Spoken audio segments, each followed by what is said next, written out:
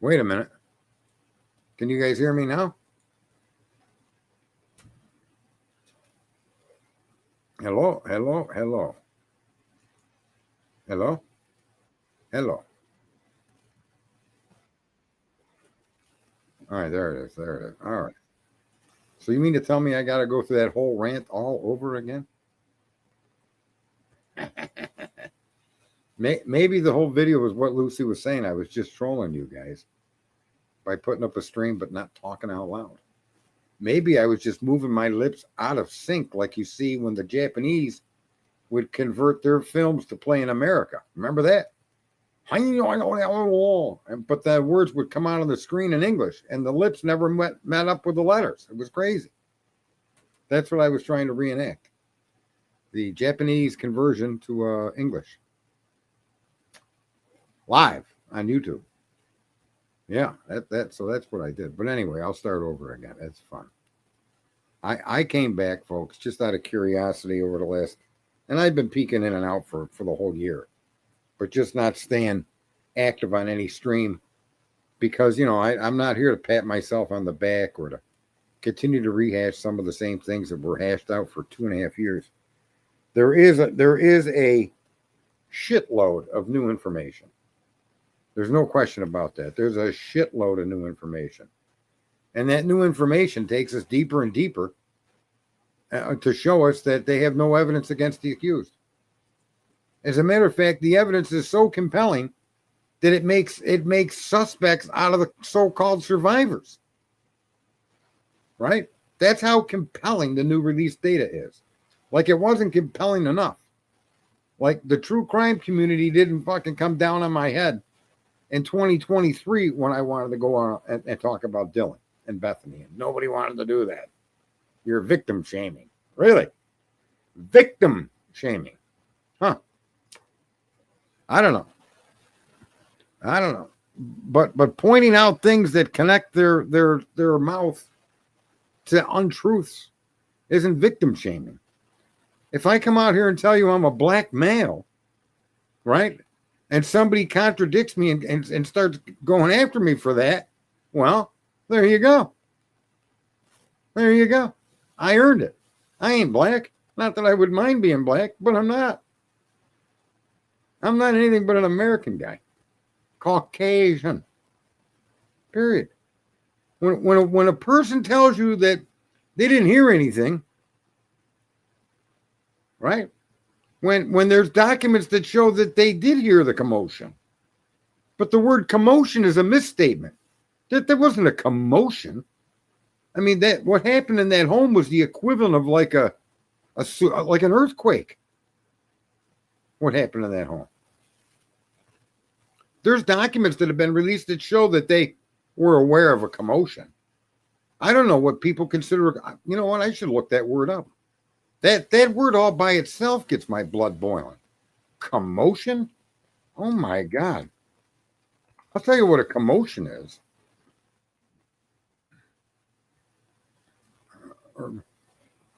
Oh yeah, see, now it's going to give me some bullshit answer. Look I'll tell you what makes a commotion. Your dog makes a commotion when you tell it's time for a bath. Your dog makes a commotion when you try taking it out of the car to go into the fucking vet. That's a commotion. Your child causes a commotion when they don't want to do what you told them to do. That's a commotion. A commotion does not include, 200 stab wounds, beatings, and poundings and destruction of human life on 2 different floors in the same home to 4 individuals. That's not a commotion, okay? I don't know, but if life itself, as we know it, in this reality, if that event equals a commotion, we've all been fucked, right? We've been screwed out of something that we probably shouldn't have been screwed out of. What right do they have to that level of activity being considered a commotion? Who are these fucking people that consider the events that took place under the watchful eyes and ears of 2 healthy young adults a fucking commotion? Who comes up with this shit? Listen, I told a lot of stories back in the day when I smoked crack. But I would never have called something like this a commotion. The last word that would have entered my mind would have been commotion.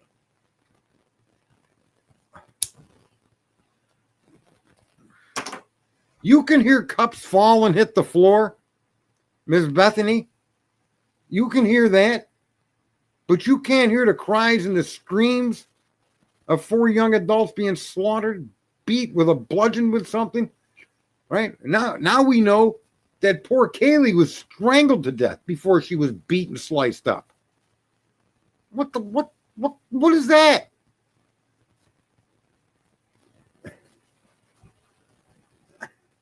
I mean, this is insanity.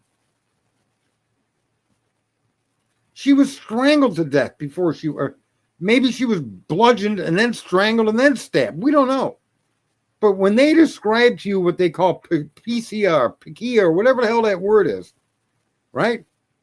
Where your eyes get blood vessels that burst in them. And listen, that doesn't happen through a playful game of sex, okay? Because some of you women like that shit, okay? You don't get blood vessels to burst, and your lips don't turn blue and all that crazy shit does. That happens because you were strangled to death.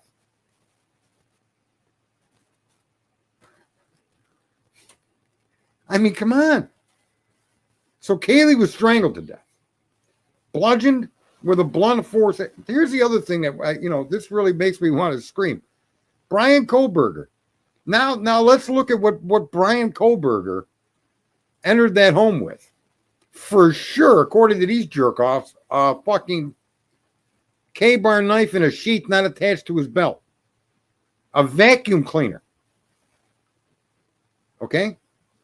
An item so strong that you could crush the bones in a young woman's face and head and bludgeon the person to obscurity.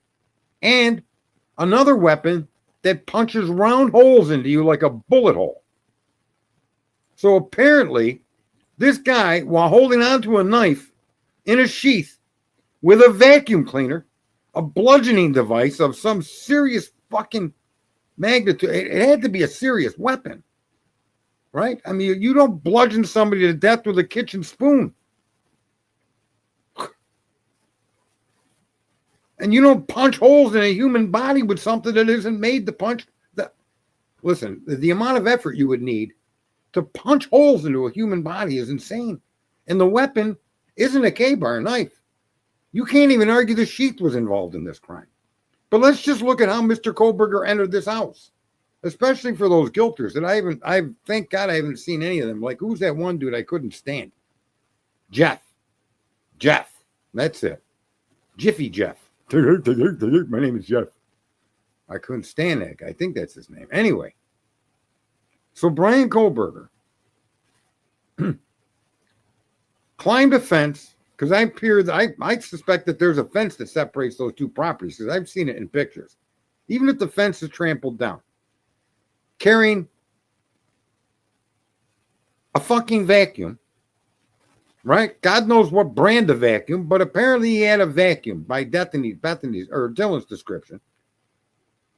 A sharp-edged weapon, a sharp double-edged weapon, a bludgeoning device, and a weapon that would punch holes in a human body.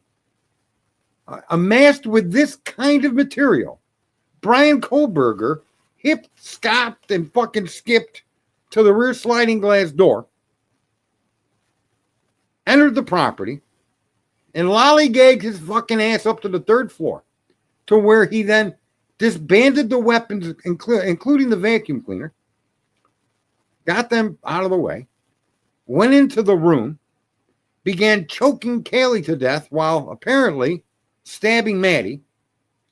While choking her to death was no fun, he retrieved his bludgeoning device, set his now unsheathed K-bar knife down somewhere, and bludgeoned this woman like she was a toy. Okay? And then set the bludgeoning device down, picked up another device that could punch holes in her body and punctured her like that.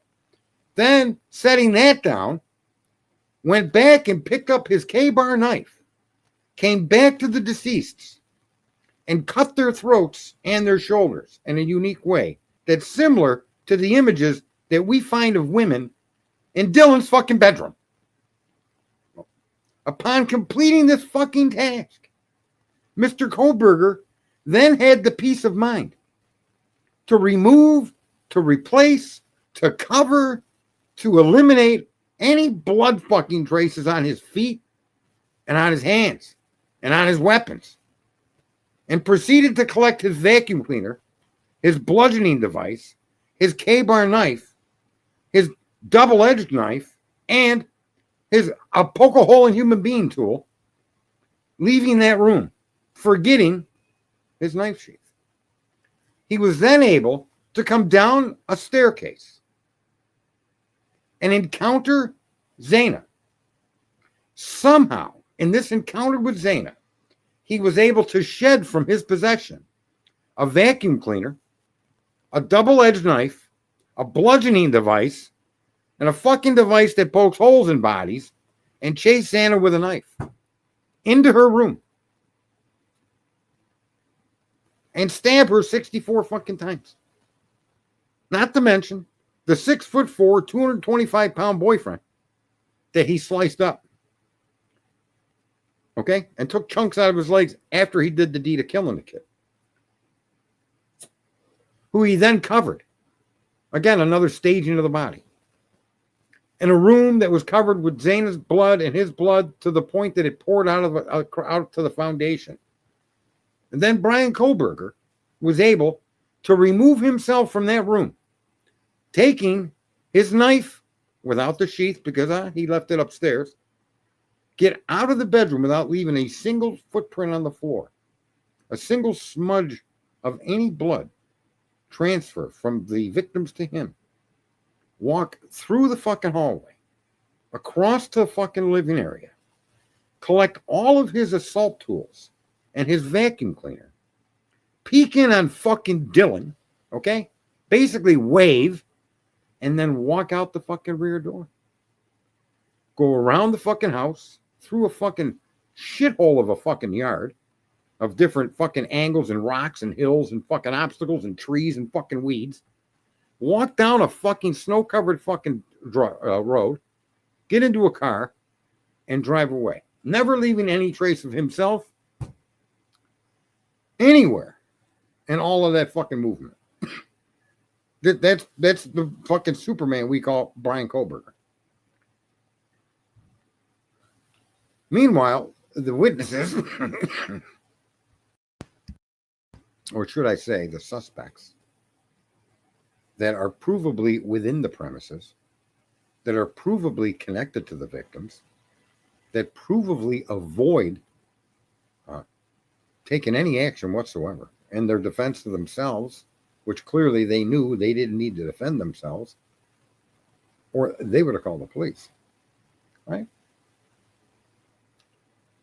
These particular individuals could then go on to tell stories that make so little sense that I don't even know, man, what kind of a human being could even accept the stories those two women gave that hung out together for 8 hours after this massacre. And I am disappointed in Ann. I was on Dago's stream earlier, and you know, the only witness to any vehicle in that area was Dylan Mortensen herself. She said she saw a black, what she thought to be truck, could have been an SUV. She saw it well enough to tell us that it had a tear-shaped tail light. Whatever the fuck that means. A tail light shaped like a tear. This isn't even yeah, this look, I maybe that's what I came back for, just so that I could rant. But it's just incredulous that all of this, that even Ann allowed any of this.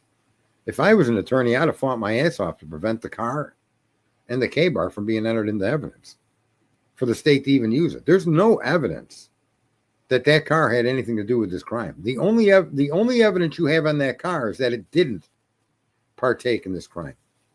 And you could scream up and down all you want. He cleaned it. He cleaned it. He cleaned it. There's no evidence of that either.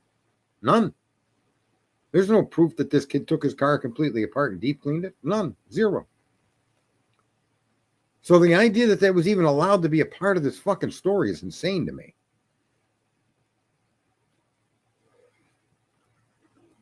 The same thing with the K-bar knife. I've said this now for the whole time, is that I suspect that the K-bar knife belonged to Kaylee. That knife was not brought into the house from the outside. I don't suspect that that's the truth at all. I suspect that if you look at the positioning of that knife sheath, if you look at this crime, and now look specifically at the weeks or short period of time prior to this crime, where we now know Kaylee was being stalked, we all now know that in fact that they came home to an open door, and they all retrieved golf clubs, which told you that at that point in time they had no weapons to protect themselves, those young girls. But between that incident and the stalking incidents, I would have asked to get discovery on the Gonclave's purchases for a K-bar, Kaylee and her parents. I would have asked for their personal information, not to suggest that they were involved, but to eliminate that K-bar knife couldn't have been already there in the home. They didn't do that at all. I would have demanded that. I just said, you want to cooperate with us to help the killer? We have to know right now. Did you advise? Did you buy? Or were you aware of your daughter being stalked? Did you advise, or did your daughter take any protective measures? Is that K-bar one of the protective measures she took? Is that possible? That seems more likely. It seems to be the most simplest answer as to why the K-bar knife, the sheath, wasn't covered in blood and splatter. I suspect that they got it away from her. That's what I suspect. I don't suspect that was carried into the home. Not with the precision that they did everything else, folks. It just doesn't fit. Now that you know there are all those multiple weapons, but where's any trace of these weapons? What did they bludgeon her with? There was no paint. So whatever they bludgeoned her with didn't have any paint on it. Whatever they bludgeoned her with wasn't wood, didn't leave any splinters. What was she bludgeoned with? There's no evidence of what that weapon could have been. What about the double-edged blade that they were stabbed with? There's nothing left behind to trace that. I don't know, man. They don't do detective work. These people focused on Brian Kohlberger right from the beginning. Look at Twizzle Stick. Where'd he come from? How'd you get online? I can't believe you even have an internet connection.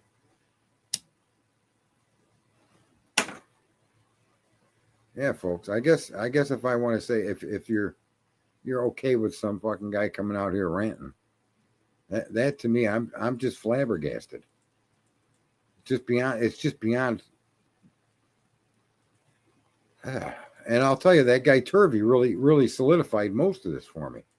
He said a few things that I've been trying to share with people in true crime and politics forever. You can't believe in any information. You can't believe in anything. You can't even, to this point, I don't believe Kohlberger was there, and I don't believe Kohlberger wasn't there. There's more info to tell you that he wasn't, but that info can't override his statement that he was, you see? But there's no evidence that places him there. None. Zero. Quite the contrary. The only thing the evidence shows were these 4 young individuals were just slaughtered. Okay, that Kaylee apparently was the target. Although Kaylee may have been beaten down that much because she fought back. Maybe she woke up during, they claim people were sleeping. I don't buy that either. I don't think anybody was sleeping. However, the 17-minute phone call with Jack, the repetitive trying to get in contact with him after the phone call, right? All of that means something. You can't have a single-sided 17-minute phone call. Now, let me just point this out. If I call any one of you, right, and your phone rings, and even if you answer it, let's say you answer the phone, why would I stay on my end of the phone if you're not talking back to me? Somebody needs to explain that to me. How can you have a 17-minute phone call with only one person on the line? That's not possible. Not in all the use of a telephone and all the known history of telephone. Even in the fucking days before telephone, where they have to use to tap the message out, dot, dot, dot, dot, dot, dot, dot, dot, dot. In all of the history of electronic communication, I don't think you could find a 17-minute call with only one person in the call. Who the fuck would keep the line open that long? You can't explain that phone call away by saying maybe I thought it was the alarm and I pushed the button. Okay. Then what prompted Kaylee to stay on the phone for 17 more minutes? Then what prompted her to text and text and text and text? There was something said on that phone call. Something that completely connects to that particular night of the crime. Whatever happened on that phone call is consistent with whatever was being discussed on that sidewalk as those two young girls were walking to the grub truck. Those frats, in my observation and in my opinion, those frats are not innocent. As a matter of fact, it was the protecting of the fraternities, to protect that college, to protect that town, that they found luck when they found a Koberger. I don't think that they had any. They didn't commit these crimes knowing they were going to find or going to go accuse a Koberger. I won't go that far, but I will say that once they did a cell tower dump, and they could see this individual with a phone in the dump, and identify who all the people in the cell phone tower were, and realize they got this guy from Pennsylvania that's new to town. That's when I think they decided he was the one. That's when he decided, you're the one there, sir. Mr. Koberger, you're going down for this. That's how I think that panned out. I don't know how they would have handled this if they couldn't have found somebody that had no connection to the community, no connection to the college, how they would have handled this particular crime. Who would they have found? You know, unfortunately for Koberger, he happened to be out and about at night like that. He happened to be out and about on that particular night. Right? I'm just saying, it goes beyond. You know, I got to do something here. Let me see. How do I forgot how to do this, man. It's been so long. What is this?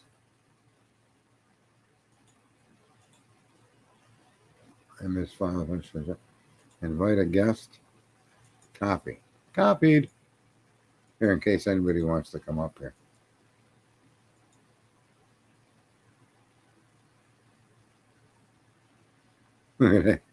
If I don't offend somebody. Yeah, I'm not here to offend anybody. I'm offended to the extreme. I'm personally offended that this is how our law enforcement works. It shouldn't be a surprise to me. Like I said, I did politics for years, and our justice system is just tore apart. Our justice system is a joke. That's another thing Turvey said. Your justice system isn't one nation under God, indivisible, with one constitution. That's not how it works. Every fucking district is a fiefdom. And I tend to now have to agree with him. Every area is its own fiefdom. Yeah, I don't know if I'm back like that, but man, I just had to get this shit off my chest. It's shocking to me. How can all the blood in the second area, what's the word they use to describe the cast off on the second floor? Diluted? How could it all be diluted? Come on now. That makes no sense at all.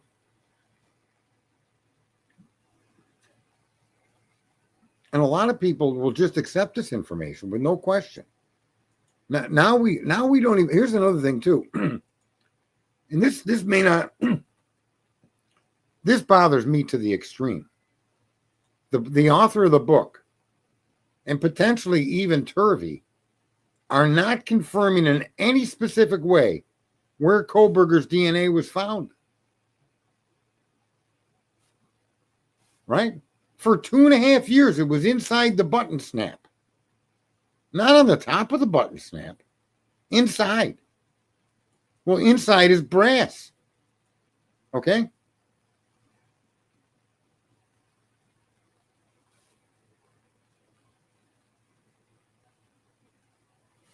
What's up there, Gray? Yeah, where was Brian's DNA found exactly? Can someone explain? That Lucy, does anybody, the author doesn't know? The expert doesn't seem to know. I mean, what the fuck is going on?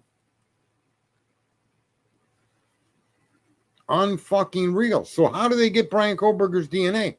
Did they in fact swab his fucking apartment door handle, his car door handle? Where did the fucking DNA come from? And if you argue that it was found at the crime scene, exactly where was it found on the crime scene? I'd like to know exactly where, on what device, on what item, what door, what handle, what. You know, a lot of you guys have been watching this the whole time since I've been gone. And my question is, has anybody determined where the argument is that they swabbed to get his single source male DNA? And why is this the only single source male DNA in the entire crime scene? Yeah, exactly, Rule. It no longer are they discussing anything that has to do with it being in a location with brass. That thing wasn't tested for fucking days. There's no way it could survive beyond 4 hours. Even before 4 hours, the DNA starts to break down. It's like, it's impossible. Right?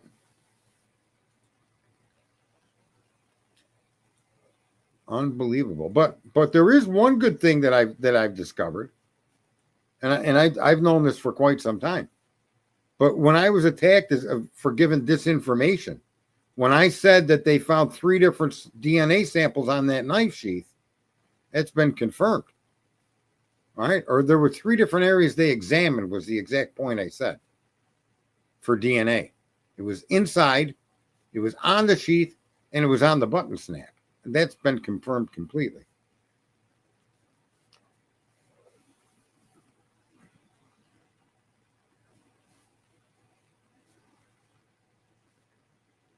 People believe propaganda crap instead of reading what's in black and white. People don't know how to think anymore. We all fall victim to this believe this side or that side. This isn't a baseball game where you get to pick your fucking team, right? It just isn't. This isn't that. Is it still Sunday? Yeah, it's still Sunday. In 20 minutes it'll be Monday, Lucy, in case you're at least for the East Coast. But my God, this is the worst thing I've ever imagined. You look at the PCA. How is the PCA? Look at this is exactly why the PCA should never have been signed off by a judge. Okay, they didn't disclose that the DNA sample they got were microscopic skin cells. Microscopic skin cells in a quantity below what 99.9% of the labs could physically use. I said this a long time ago. That was one of Othram's supposed claim to fame. They were supposed to be able to build a profile from less DNA than any other lab. They had proprietary software, was their argument. Right? But why wasn't that disclosed to the judge? This was an unusual DNA sample. And why would a DNA sample, okay, that can't be tested by standard laboratories be accepted by any laboratory that can't fucking test to that level?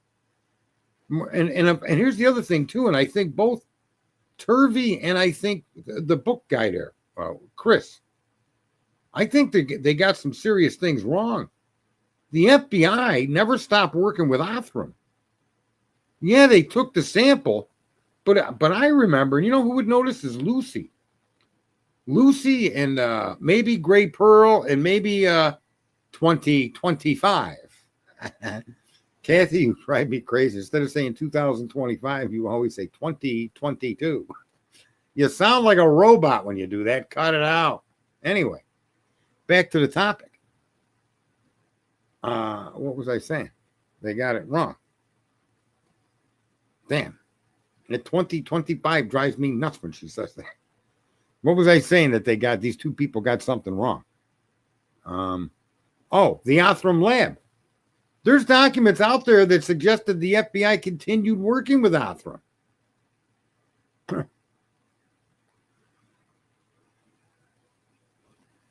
So Sorensen, they are partnered with Othram. That's what I'm so I am accurate in that in my assessment that Othram never really got out of this. Is that correct or incorrect, Luce? They are partnered with Othram. So how could they get out of it?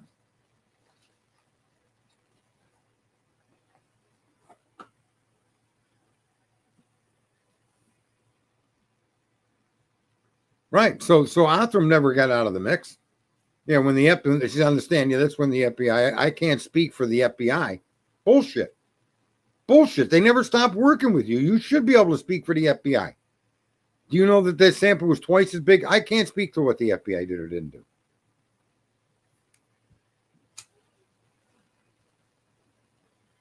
Unfucking believable.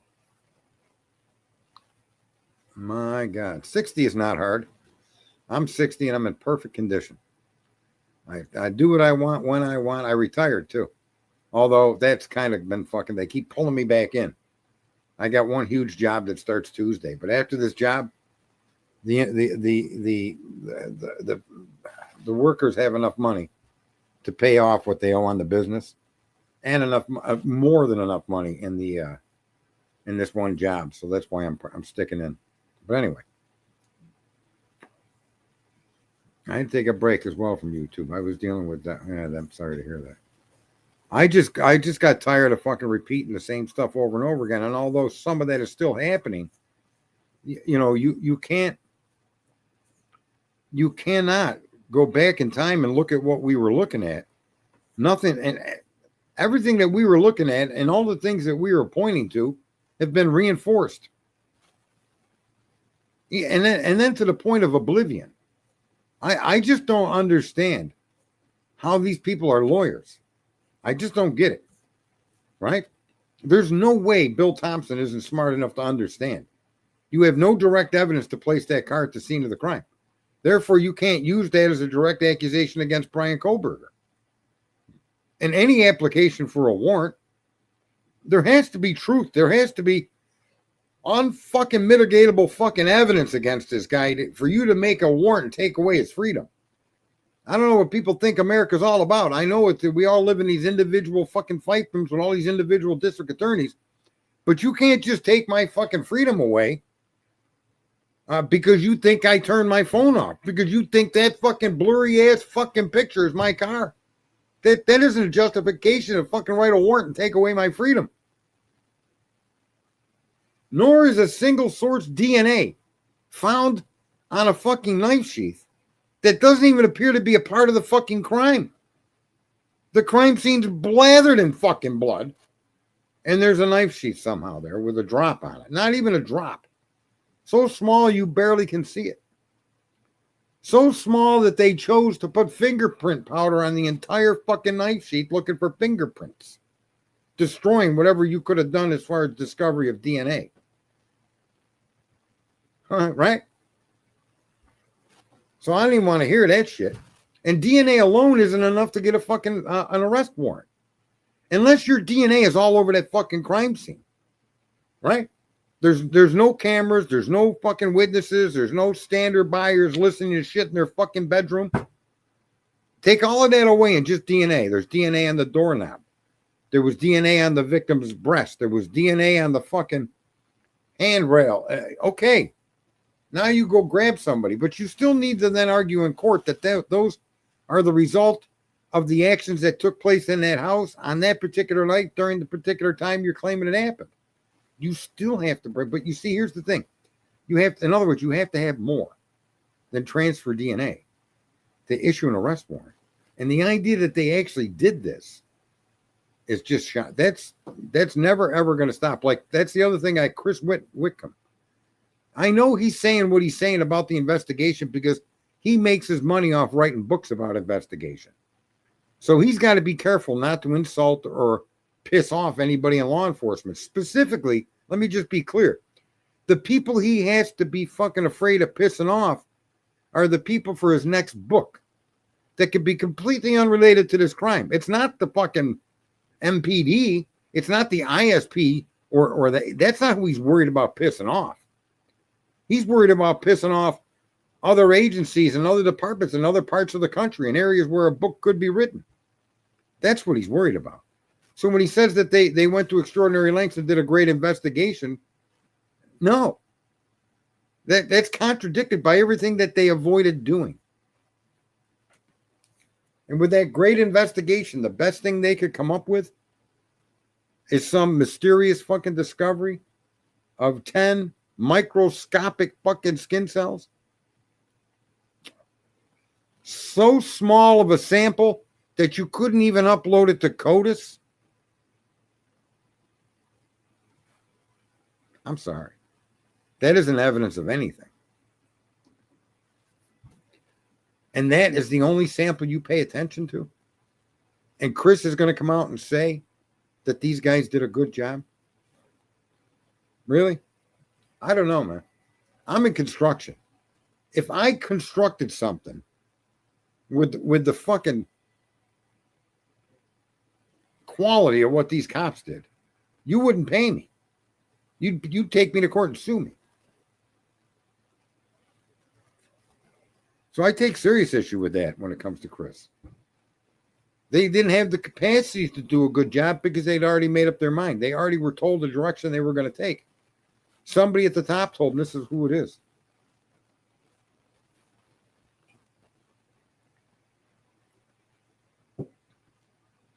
Here's the other thing.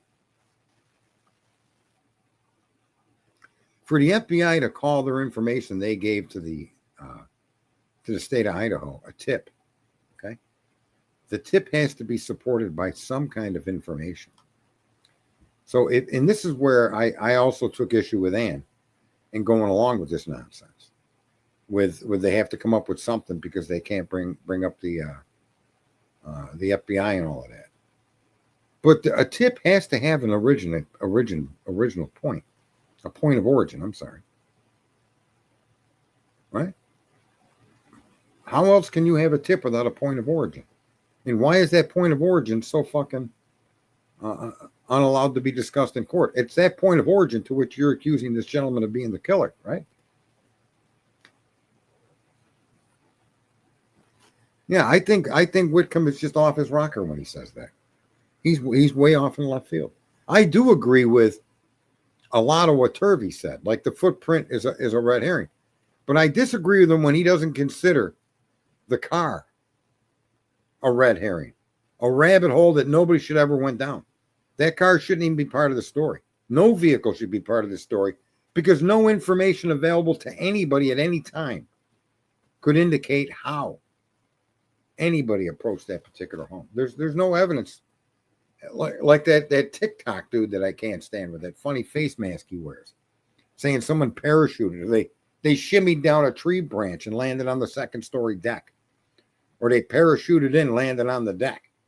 I mean, in hindsight, if you think about it, there's as much evidence to support that as there is to support the car, right? And so that's another thing I take issue with Ann. She should have fought that right in the beginning. Your agency's excluded my client's vehicles being involved the minute you ripped it apart and found nothing. And well, that doesn't mean it was. Yeah, it does mean it wasn't involved. It means it wasn't involved because there's no evidence to show its involvement. There's no better definition of not involved than no evidence of involvement, right? I mean, what the fuck, right? None of you were involved in the killing of those young adults. None of you. There's no evidence to support. Why? There's no evidence that can support any of us being involved. Therefore, we can't be brought up. It's not part of the fucking case. It shouldn't be part of the prosecution's case. Well, it's their theory. No. The theory has to have some basis and foundation and effect. Just like that jerk-off Hitler said Ann had to have some basis for an alternative suspect, right? I'm not going to impugn or suggest that there's something nefarious with Whitcomb. He's, all these people play off their credentials. All of them do. And that's just how it is. Someone entering through the upper deck area isn't so far-fetched. Jack D could balance a shopping cart on his nose, but I agree with you. Okay. Way more than ineffective, ignorant assistance of counsel. Nothing in the PCA is supportable by any verifiable data. You have to have a data point. If your only data point on that car is going on Ridge Road at the wrong time, going the wrong way, that's evidence of non-involvement. This is what I mean. Everything the fucking state did was exculpatory. I said that years ago. Every single fucking thing they did was exculpatory and should have not been included.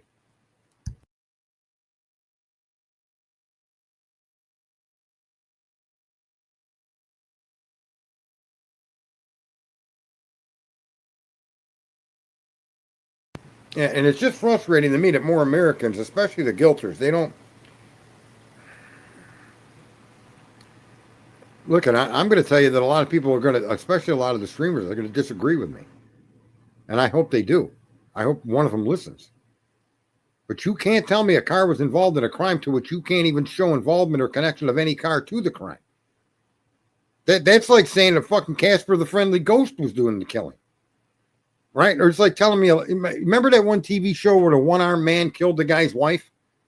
I forget the name of that show, but it was a real story. The doctor comes home, his wife has been killed, he got in a fight and he got knocked out, and he said it was the one-armed man, right? Well, in this case, the killer of these individuals must have been a legless man. And I make that conclusion because, the fugitive. I make the conclusion he was legless because he left no footprints outside the murder scenes. So the legless man killed these 4 individuals. That's what happened here. There is no proof of a car. None. Richard Kimball, that's it. See, some of you folks remember that shit. There's no evidence of any motor vehicle of any kind, type, make, year, model involvement in this crime.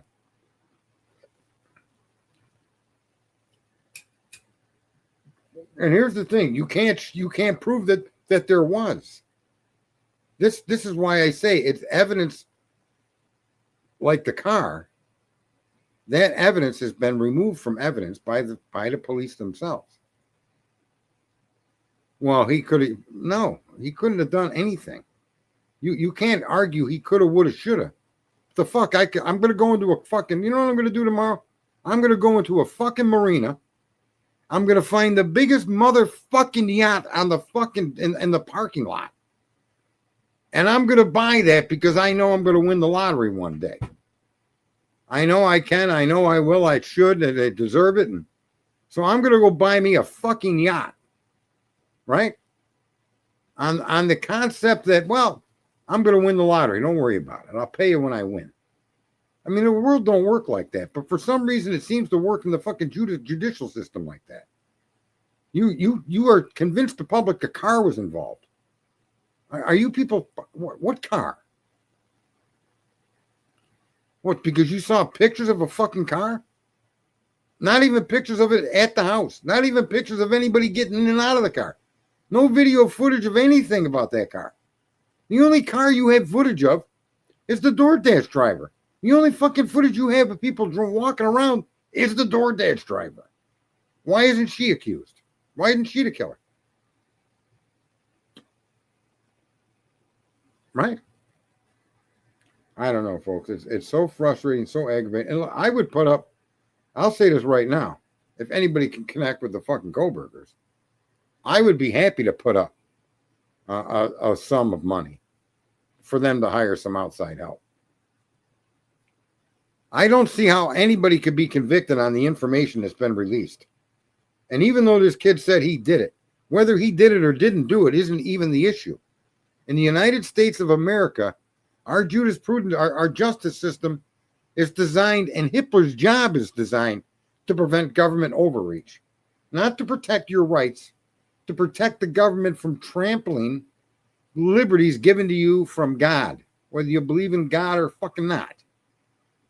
Your ability to speak, the freedom of speech wasn't granted. That is what you have as a born living human being. And government shall not cross that fucking line. Your right to own a firearm, which they've been trampling on for decades, is not a right given by government. Your right to own a firearm is because you're a human being that has every fucking right to protect themselves, their family, or even to fucking recreate with a gun. You need no explanation. You were born, therefore you have. This is not a man-given fucking right, this Constitution. It's a God-given fucking right. It's the idea of existence, not some right granted you. And Hitler's job is to prevent that right from being trampled. Fucking guy. Probably spends hours in the mirror trying to shine up that bald fucking head of his.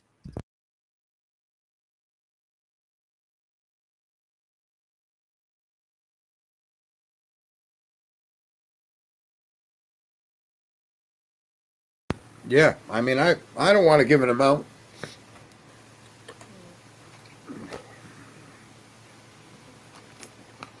Other than to say,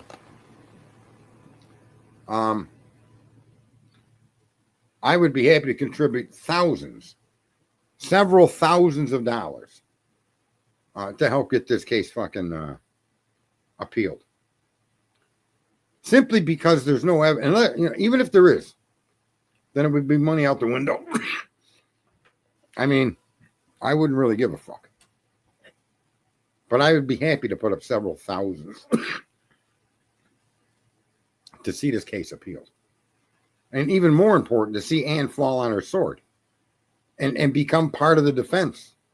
That I had no capacity to defend my client because I had no time. I could not cover 66 fucking terabytes of data. I just couldn't do it. And they still went ahead with the trial. And there was no better advice I could give my client than, look, I can't properly defend you.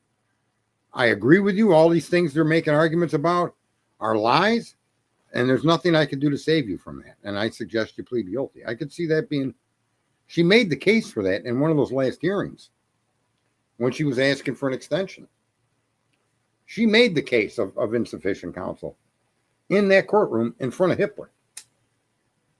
Hitler ignored it. But then she also shot herself in the foot by taking a second murder case. Right?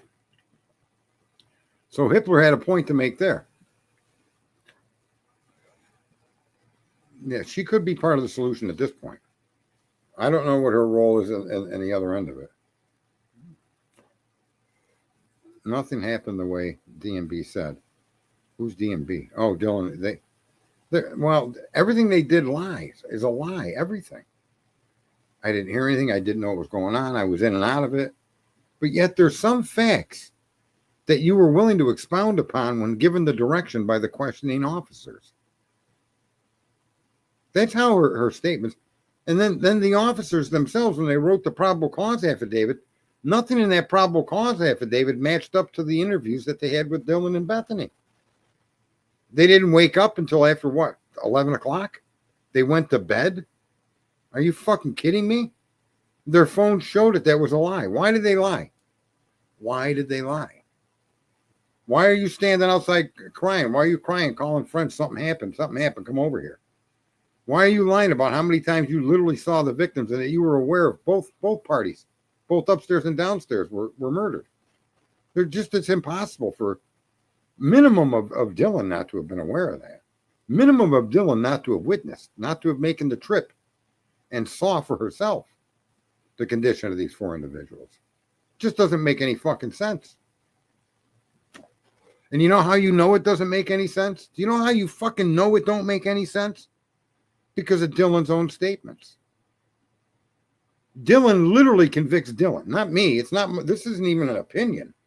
This is actual documented fact that she's lying. I called and called and called and nobody would answer. Okay. All right. Fair enough. Right? Then when I ran down to Bethany's room, because she's the only one that answered, I saw Zaina laying on the floor. I thought she was passed out. Really? Really? Why didn't you walk down there? In other words, you knew she didn't answer the phone. You had some kind of concern, right? Then you went by the hallway and could see her there. Why didn't you just walk down the hallway at that point? If she was sleeping or just laying there, why not go down there? Man, listen, my point is that everything that woman said, including Bethany, shows that they were lying. And why were they lying is a question that's never, ever been investigated. I don't know why they're lying. I mean, I can come up with 1,000 different fucking fantastical reasons why they lied. But only they know the truth. But one thing I can say is they lied. They didn't sleep until before calling the police. They never got off their fucking phones the whole night, the whole morning. She wasn't in bed asleep at 2 o'clock. That's a lie. Especially Dylan. Complete lie. She added something to her phone at what? 3:51 a.m.? And then she heard sounds at 4 o'clock, 9 minutes later. And she went looking out the door. She claimed she was calling out, Kaylee, Kaylee, Kaylee. That's a fucking lie.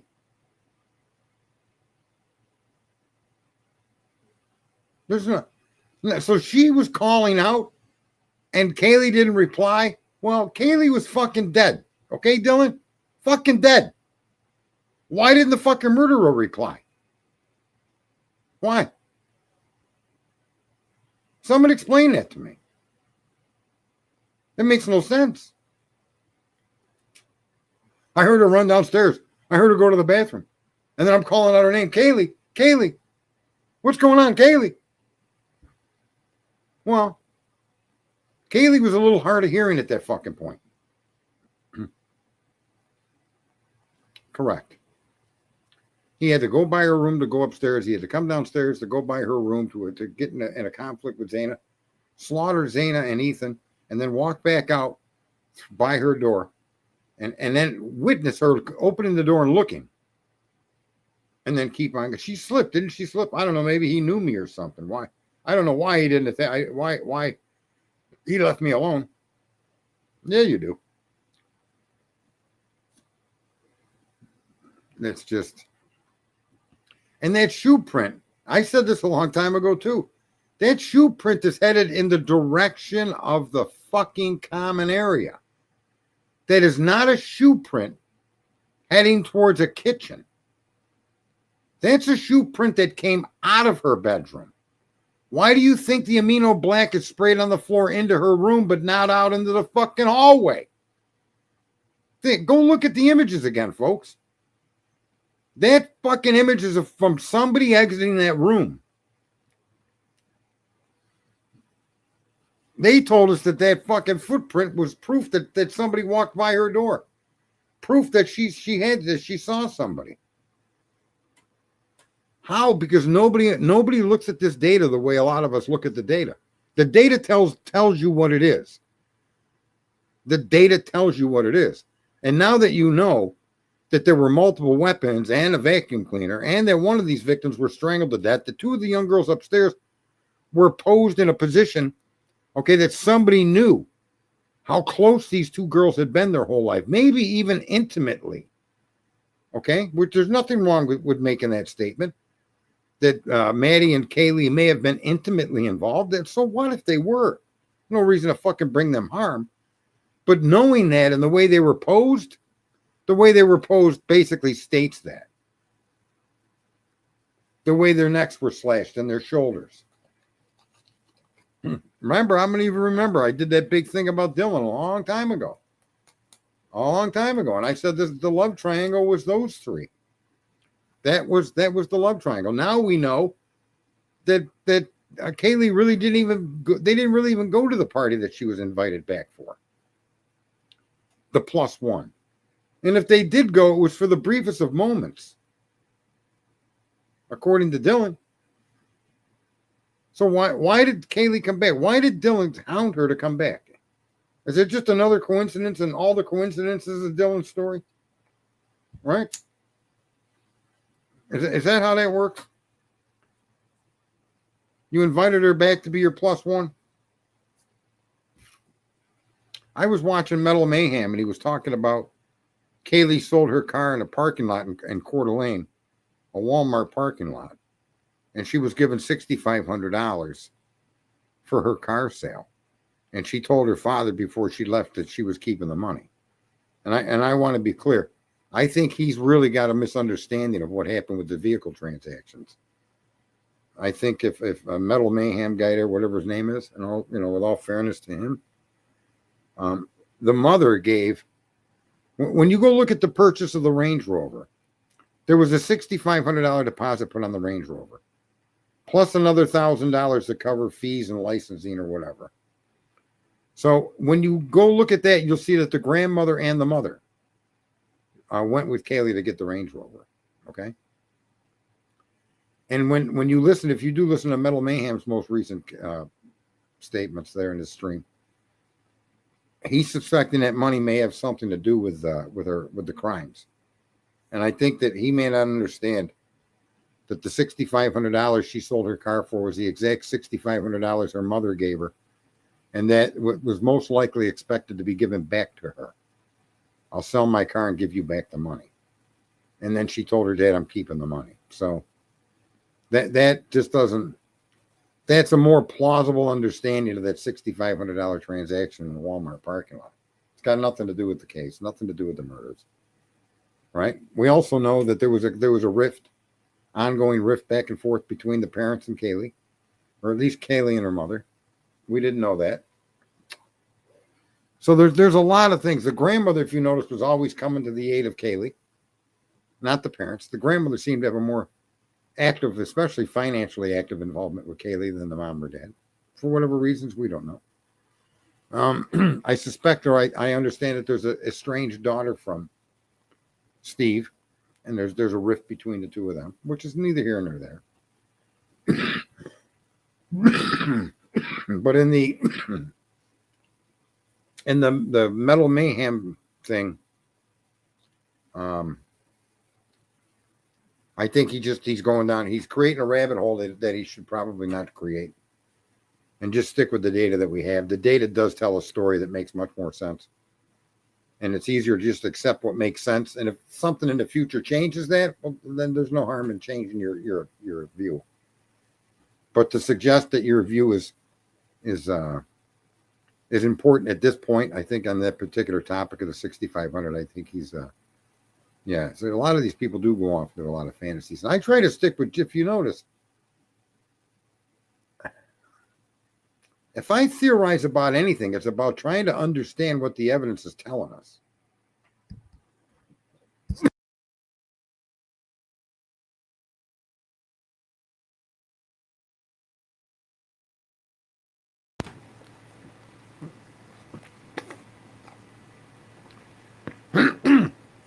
I don't think that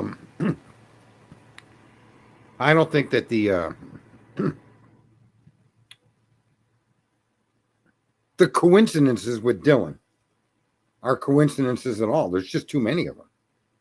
I don't think when you look at the statements made by what are called survivors are they're just too coincidental.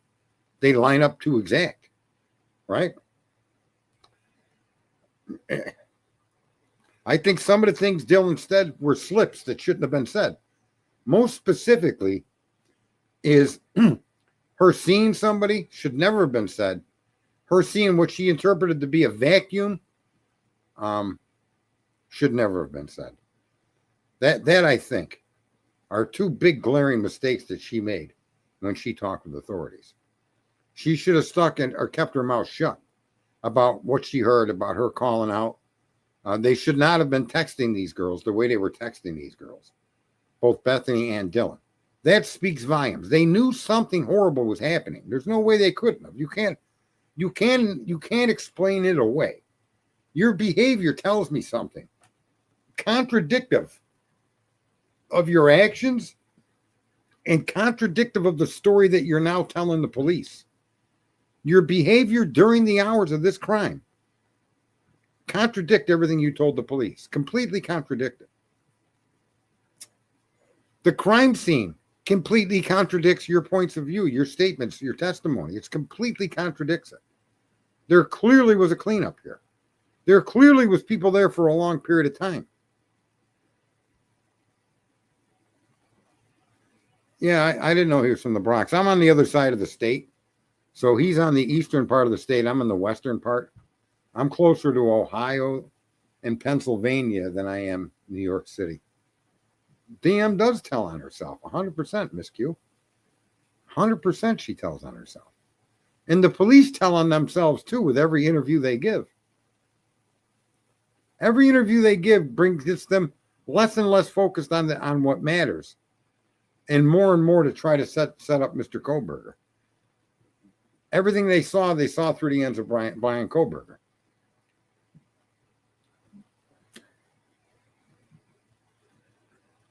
Yeah, that you're right. That could be true there, beautifully broken woman.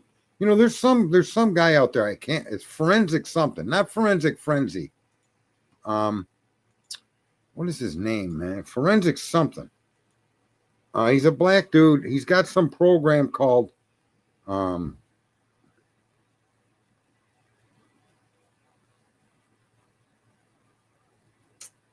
what's the name of that detective there?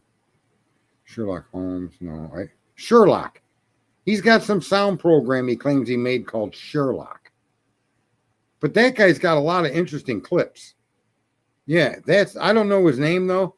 I do enjoy listening to the guy though. You know, I'm not saying everything he says is right or wrong or any of that, but I kind of do like I like when he shows the images of that dog Murphy being walked. Was that dog being walked at a time prior to the police showing up, or was that dog being walked while the police and the investigation was ongoing there, and he just happened to have the dog and he was walking it? Because that's the only question I have about Murphy being walked. And everybody says Murphy the dog, which is funny. I know Murphy is a dog, but everybody, when they talk about Murphy, they call him Murphy the dog. It's like, well, we know who Murphy is, motherfucker. You ain't got to tell us he's a dog. We already know it. But a lot of people do. Murphy the dog, Murphy the dog. We're happy. Anyway, but my point on this is, within the last month or two, he showed a video of what looks to be the ex-boyfriend walking Murphy towards 1122 in the building or in the parking lot of a home to which footprints led to. Not the dog's footprints, but somebody's footprints, right? So my question is, what's the timestamp that he has on when that image of Murphy being walked, right? And here's the other thing too. Wherever that video was taken from, that camera, is there more footage of that camera throughout the night? Early morning hours or nighttime? How is there a video camera picking up him walking in that area? And that being a true video connected to this crime, or at least within the timeline of the crime, it's important. I don't know who knows him or who talks to him, but here's something I'd like if somebody does. One, the individual walking Murphy in the back lot, what was the time that camera recorded for that period of walk? That's all that it needs to be known. Was it after 12 o'clock or was it prior to 12 p.m.? 8 o'clock, 9 o'clock, 10 o'clock, a.m., all a.m., right? Was it prior to the phone call to the police, or did this happen after the police got on the scene? Because that'll tell you a story if it happened after the police were on the scene. Then he's just taking care of his dog, right?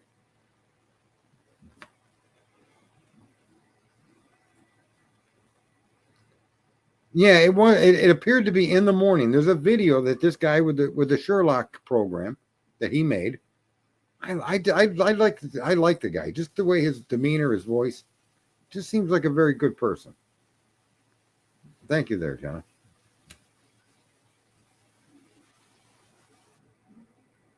So that for sure is not Murphy, that dog that's being walked. Is that neighbor that claimed the door was open? Because it certainly looks like it could be Murphy. Right? So there you go, Twiz. But so Twiz knows there's a dog being walked in the AM, but it's not Murphy. I don't know if it's the 1120. It could be the 1122 cam. I don't know where the cam is, just so you know. That's why somebody, if they talk to them, the two questions are, what cam is that? What time is that? Okay.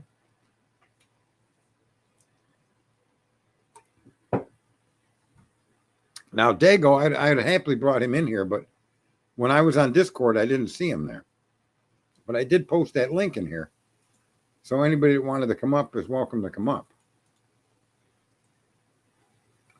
You know, we even accept applications of coming up on stage from homeless people. We're not above the fray. We're in the fray. So homeless, not homeless, married, unmarried, right? Single, man, woman, anybody above the age of 18.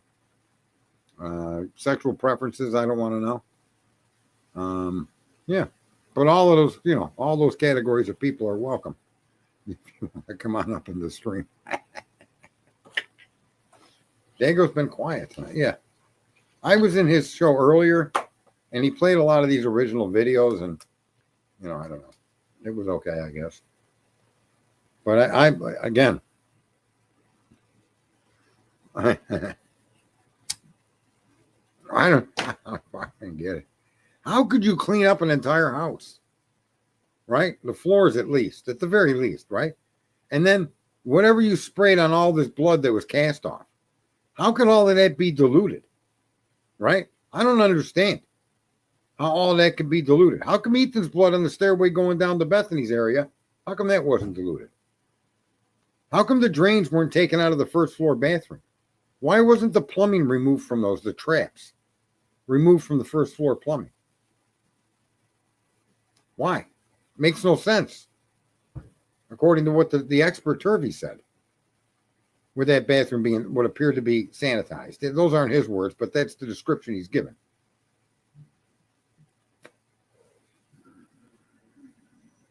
It's crazy. Yeah, someone come on up if you'd like. I don't mind, who. And I'm still flabbergasted that all these idiots that claim Brian Koberger went into that house with a K-bar knife are only partially right if that's true. They're forgetting a vacuum cleaner. They're forgetting a weapon that punches holes in somebody. And they're forgetting a weapon strong and heavy enough to bludgeon and crush somebody's facial and skull. Then they were capable of removing all of that stuff from the home except the knife sheath. They were capable of making sure that none of that blood followed them out of that property. That none of that blood followed them out of the fucking rooms of the crime. Right? Except cast off. No footprint, nothing. No drips on the floor. How could this be, man?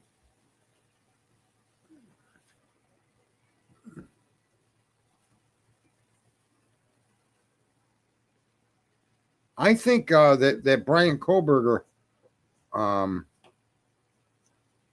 his 8458 phone, I think was in the cell phone dump. That tower that connects that would connect him and 1122. And I could be wrong, but it would seem to me that if you were going to latch onto somebody, you would latch onto them electronically as quick as possible. That's the quickest way to solve this, right?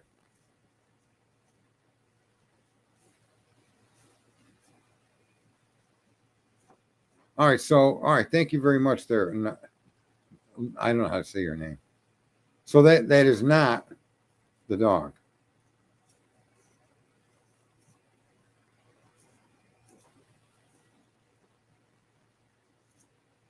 Yeah, I don't know about. I think they gave the young women more than a life raft. They built these young women a bridge to freedom. Right? That's the other thing too with Ann. I don't understand. When Judge Hippler made the argument that, I don't think she should have had to name witnesses for an alternative perpetrator. She shouldn't have to. I think that's the most egregious thing that judge did in this case. I don't really want to give two fucks about giving names to actually who killed these 4 individuals. That's not my job as a defense attorney. That's the state of the fucking Idaho's job. My job as a defense attorney is to show you the evidence proves that there was more than one individual involved here.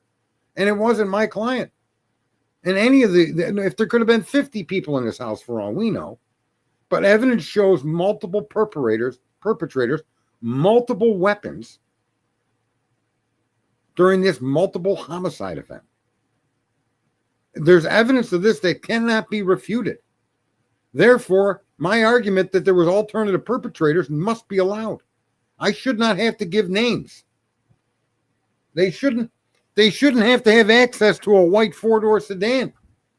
I don't understand how she allowed that without fighting tooth and nail on that. It's not my job to name who the perpetrators could be. All I can tell you is it's not my client. Your own fucking prosecutor proves that it's not my client. Unknown male DNA under the fingernails of Maddie that is not Brian Kohlberger. Excludes him. Well, Maddie's, Kaylee's, and an unknown male. There's a perpetrator right there. Who is he? Well, Your Honor, take your head out of your fucking ass, you bald-headed nitwit, and go figure it out yourself. That is not Brian Kohlberger's responsibility. Fucking hair snatched out of the head of somebody. Hair found on Maddie's bed. None of it belonging to Kohlberger. There's your multiple fucking perpetrators. There's your alternative perpetrators right there.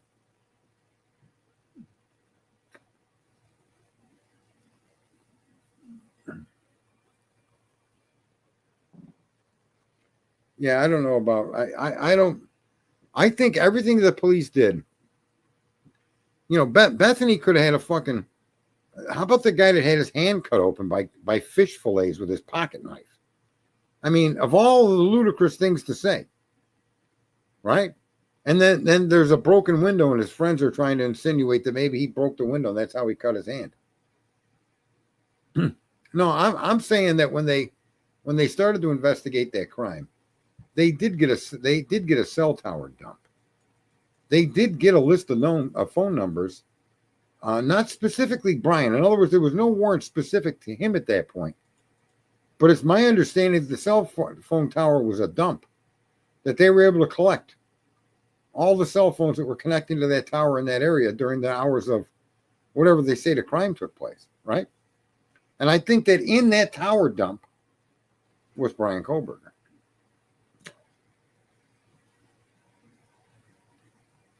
No, I don't think there's anything that shows he was under investigation by the FBI.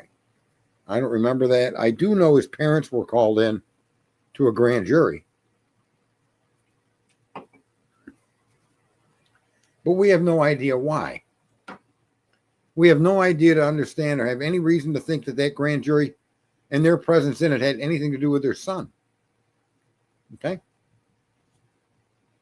A woman went missing, was found dead some distance from his home.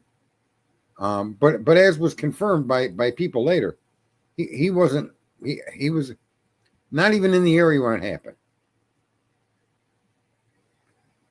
Okay, so that's just not even a relevant thing. I thought that for a minute too with the FBI, but I was wrong on that. What was I going to say? What is that? Completely illegal.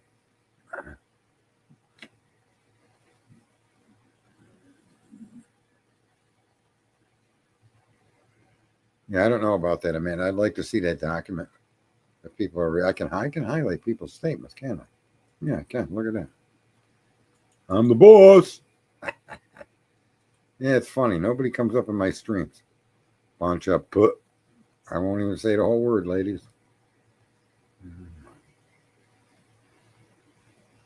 Lucy Morningstar. So what is that?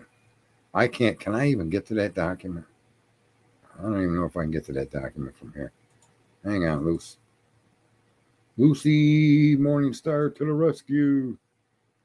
I don't want to view page source. Lucy Morningstar. Oh, okay.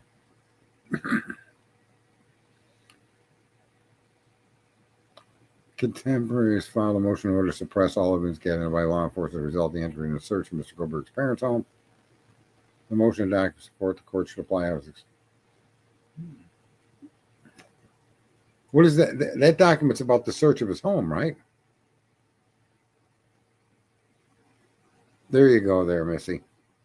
Right, and they don't. That's what I mean. She didn't really fight some of this evidence she should have fought. In hindsight, all of us we all tripped and fell into the rabbit hole that a car was involved. And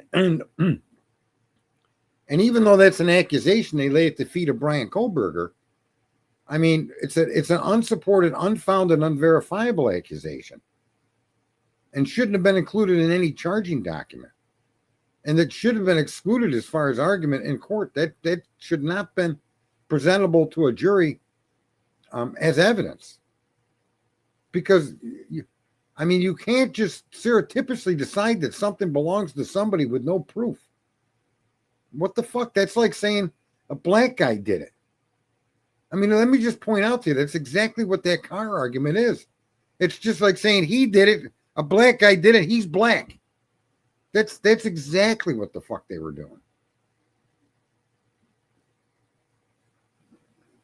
Okay, I'm sorry, I didn't read through it all. See, Lucy's got all this data and this info. She's awesome. I don't even know, Lucy. Are you good looking, by the way, Lucy? Where are you at?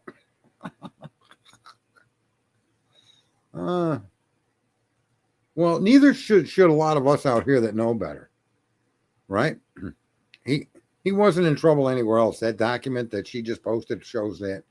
She just posted up top here. I'll put it on my screen. That document is conclusive.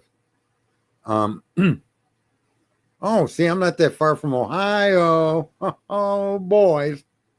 Everybody back up. Leave my girl Lucy alone. And Sergeant just put you down. Put you down like the dog that you are. So, Lucy, Miss Lucy, do you see the point that I'm making about the car? That's like putting somebody up on the stand and saying, well, the perpetrator was black. He's black. He's similar to the perpetrator, to that person in the video, because he's black. That's what they did to Kohlberger with the car. Same shit, different name. Car, person. They railroaded this kid. But on the other end of it, I mean, it was later on, but I vehemently argued against that for quite a long time. There's no evidence to support a vehicle's involvement in this crime at all. And the only way you can support a vehicle being involved, and there's only a couple of ways. One is you can clearly identify that vehicle through imaging that directly connects it to a person. One. Two, suspect vehicle 1 was searched, and evidence within this and things collected during the search connected directly to the crime through DNA, through whatever, souvenirs, something, anything, right?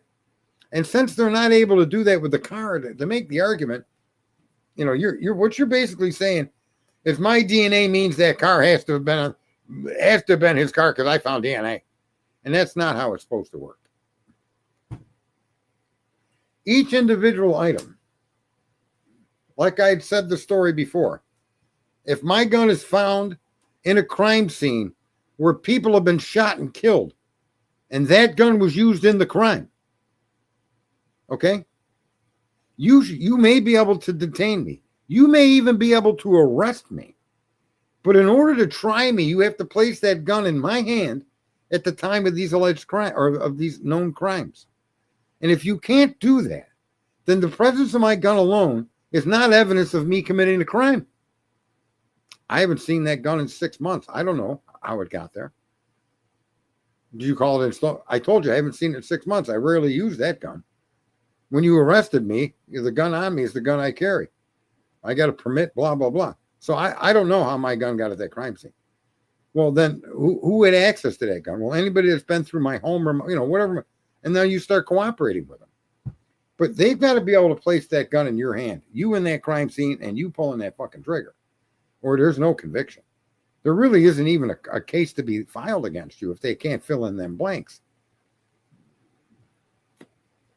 Lucy, this had me befuddled. They say he planned since he lived in PA, then allegedly traveled, mitigated from Washington, was told to do it. It isn't. Yeah, there's so much bullshit out there about this fucking guy. Look, and again, I'm not saying, And I never will say until evidence shows one way or another he did or didn't do it.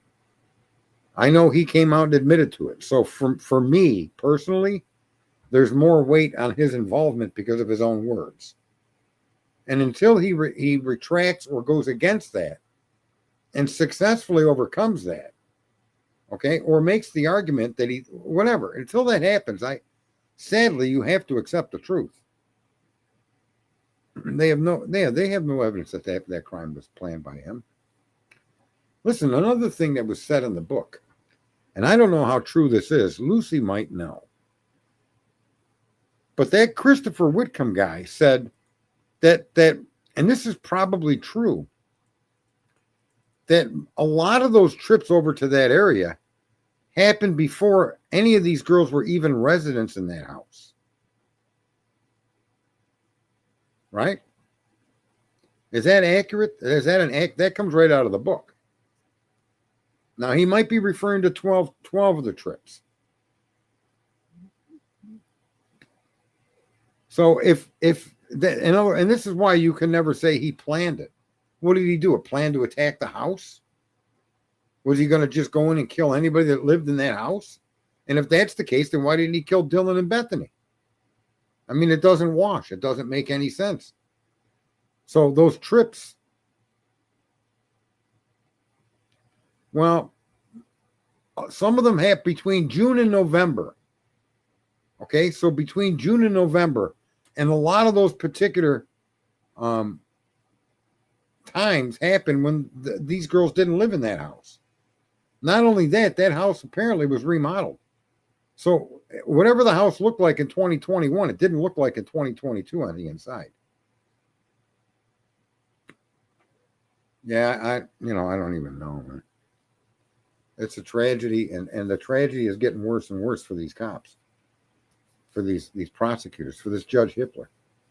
I mean, it's offensive that he did what he did with this case, and I honestly think that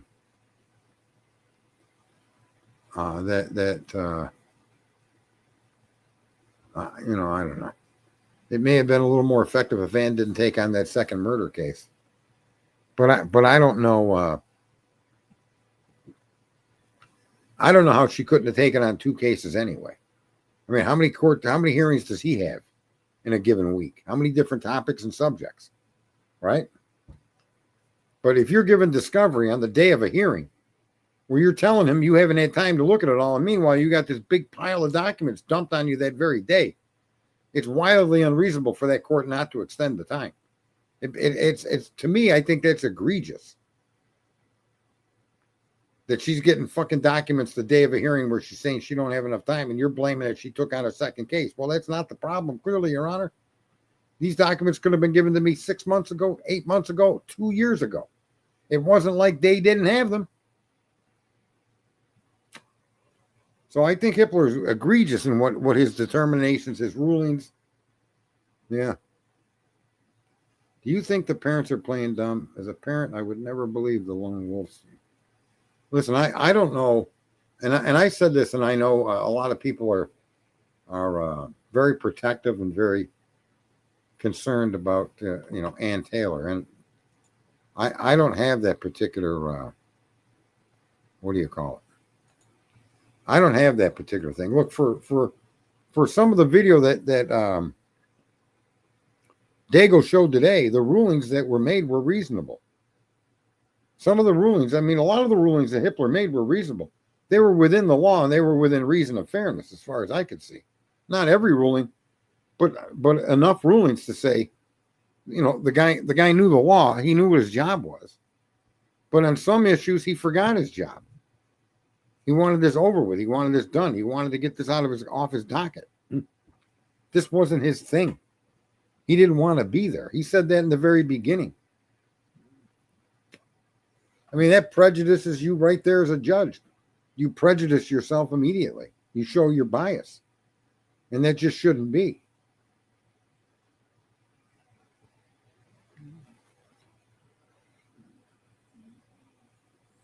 What does that mean there, Luce? You know what firm audited NORAD VPN? a lot of it. Green's former firm. They are.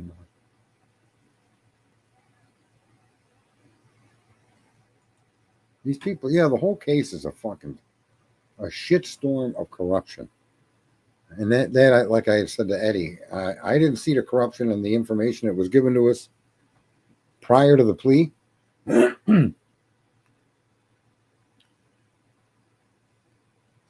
It's false. Yeah, I don't even know. Anyhow, folks, I'm mumbling and bumbling because I'm just beside myself that this happens in our country. That there is not a single piece of information that reliably shows Koberger is committing this crime. There is significant amounts of information showing that everything the cops touched, everything the cops did, directed the case towards Koberger.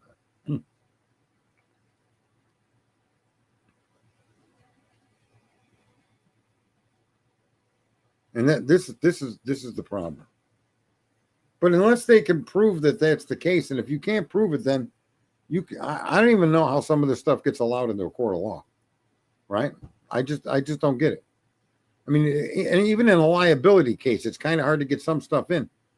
But in this case, this is a fucking quadruple homicide with a death penalty. If you can't astutely connect that vehicle to the crime, then I'm sorry, that can't be part of your narrative. I mean, for that matter, let me just make a point. I'll make a point. If all it takes is pointing to a car, then any car in that area was fair game. Any car in that area. As a matter of fact, when you look at the description of how that car behaved like it was fucking lost, like a delivery vehicle or a drop-off vehicle. That car did not behave like a stalker. The car that they argue is a car involved in this crime. I mean, just look at what and again, Molly McMichael proves this. She's a DoorDash driver that couldn't find the fucking house. And when she could find the house, it told her to park somewhere that was scary. She didn't want nothing to do with it. So she oh my God. Right? I mean, so there's nothing in their argument that car was involved that it actually shows the car's involvement. And Molly McMichael is proof that there was a difficult location to find. There was nowhere to park. And even GPS couldn't get you there accurately. And because you can't place Brian Koberger on that street in that area ever, it's a guess. And you can't put people together because you made a good guess or what you consider a good guess. I mean, any of those vehicles. There is no evidence the car's involved, Mark B. You're absolutely out of your fucking mind to make that conclusion.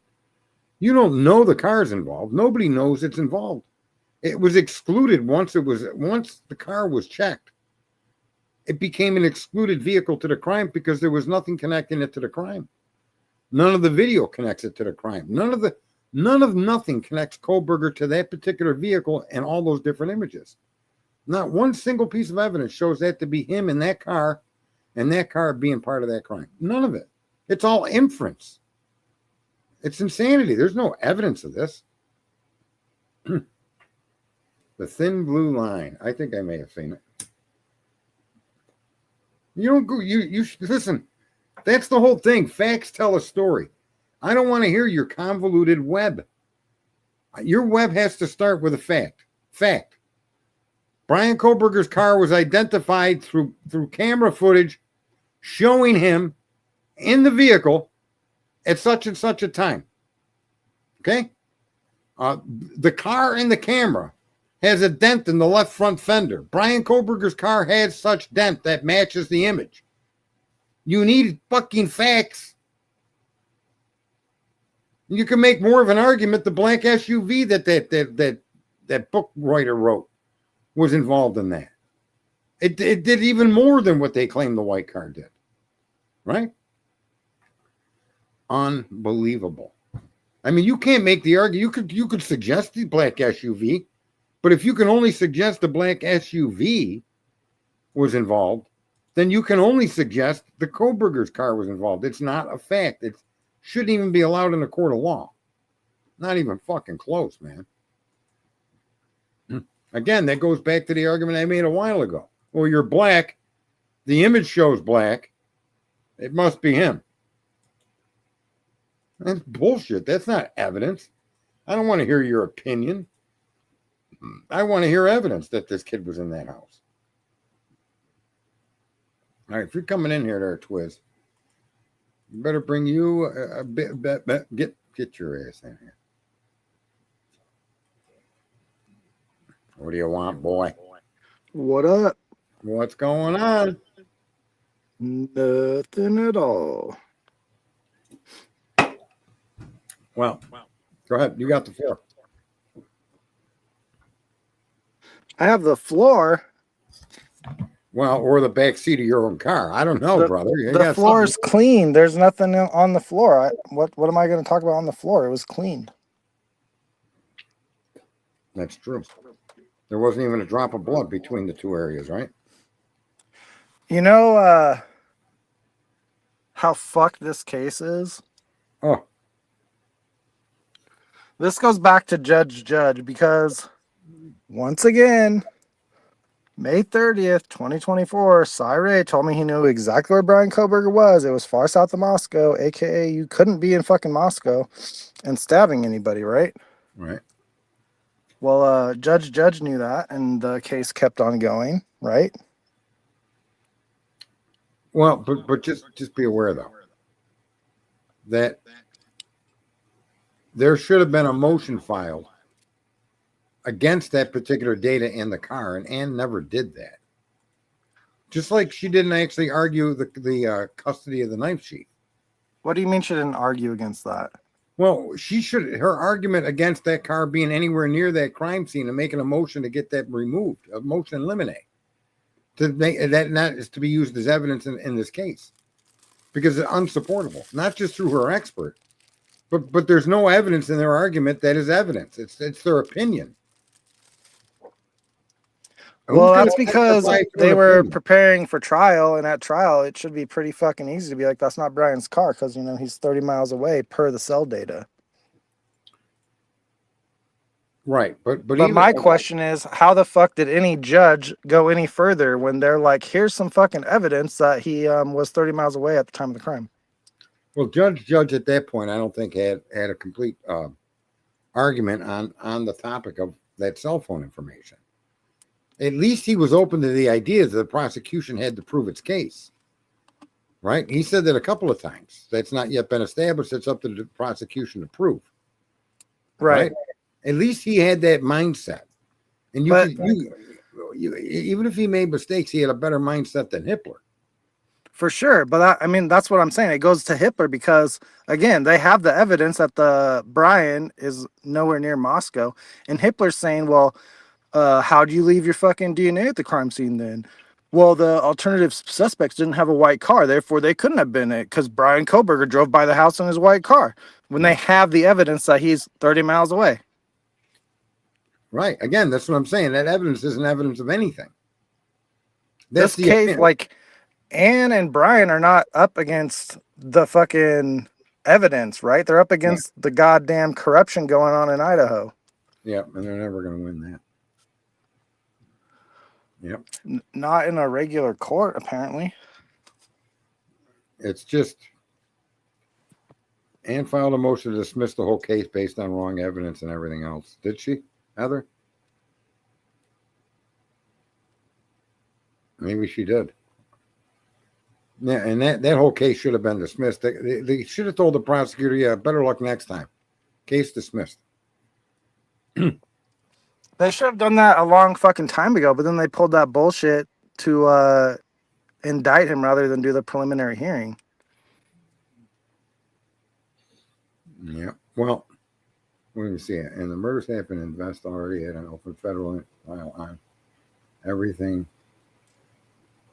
When the murder happened, Invest already had an open federal file on who? Who is she talking about?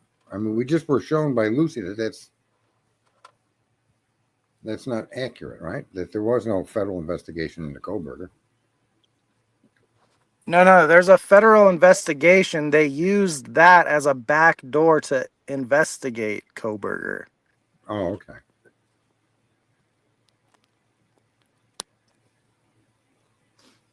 this whole case is fucked. Like I don't understand. Well, actually, I do understand why people are talking shit about Ann, because most of the people that follow this case are fucking idiots. But Ann is not the problem here. Yeah, I don't know that that's. I'm sorry, but I was paying somebody tens of thousands of dollars to defend me. Okay, and when that person had, and they played the recording to me.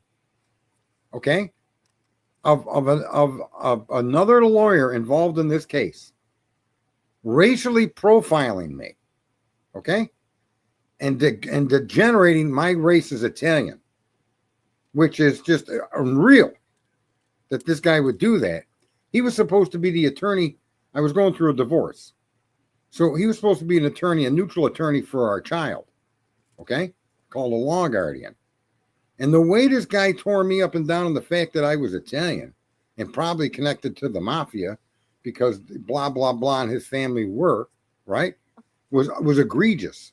She played it. She said this man should be disbarred for this, but because I've got to work with other attorneys in this system, I am not going to go through with that. And she then fucking deleted the video, the recording right in front of me. Wow. I said, well, I'm not paying you. Well, then I'll quit. I go to court, try to quit. Judge ain't gonna let you fucking quit. I have to fire.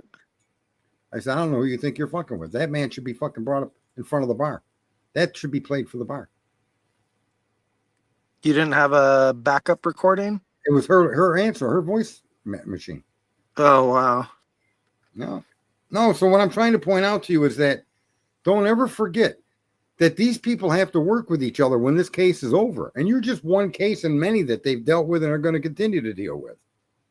Is this the hill I want to die on? Is it easier to get a plea bargain and get this out? Be done with it. I don't know. Yeah, if she just wanted to plea, she wouldn't be working for him still. I don't know what you mean by she represents him as a case of she'll always be the attorney of record. That doesn't mean she's working for him. But she is still working for him. In what capacity? Doing what? Well, I mean, we don't know that, but... Oh. This is what I'm trying to say. The most that you can be sure of with fact is that she will always be the attorney of record. That does not mean she's actively doing anything. Okay? She could be trimming her bush. It's got nothing to do with Brian Kohlberger. I mean, that's what I mean. We do make leaps of faith and want to believe something, but there's the only evidence that you can actually rely on is the evidence that she is the attorney of record. Did you read her statement last week or the week before that? No, I didn't. No. Oh. What did she say? Well, she's reaming Turvey for talking about stuff that he's not an expert in. Right. And why would she care if she wasn't preparing for an appeal or to go to trial? Because she's trying to protect the integrity of what she did because she went along with something. Look, I could see a lawyer getting the same Stockholm syndrome as the client stuck in jail. I dare you guys to go sit in jail for 2.5 years. Go ahead. Let me tell you how then you're either going to be killed at the end of this fucking stretch, right? Or you might have a way out. If you plead guilty, you're just going to stay here forever. Which would you choose, right? I don't know. I don't know that there's evidence supporting that point of view, and I do know that at this point there's no evidence supporting she's doing anything in the way of defending him for anything at this point. There's no evidence to support that. But well, the other thing is they haven't released all of the experts, and why would you not release the experts if you weren't planning on using them? So? It's up to the court. No, it's not. What do you mean? No, it's not. They signed. The court has a gag order on all this stuff, right? No, the gag order was removed. She has a NDA with all the experts still. Well, then, look, there's two ways to see that.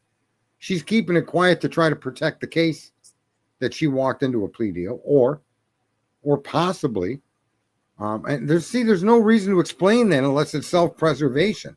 There's no honest reason not to release these people's data to the public, allow them to discuss it, unless you're protecting yourself. What are you protecting, Ann? Why wouldn't you?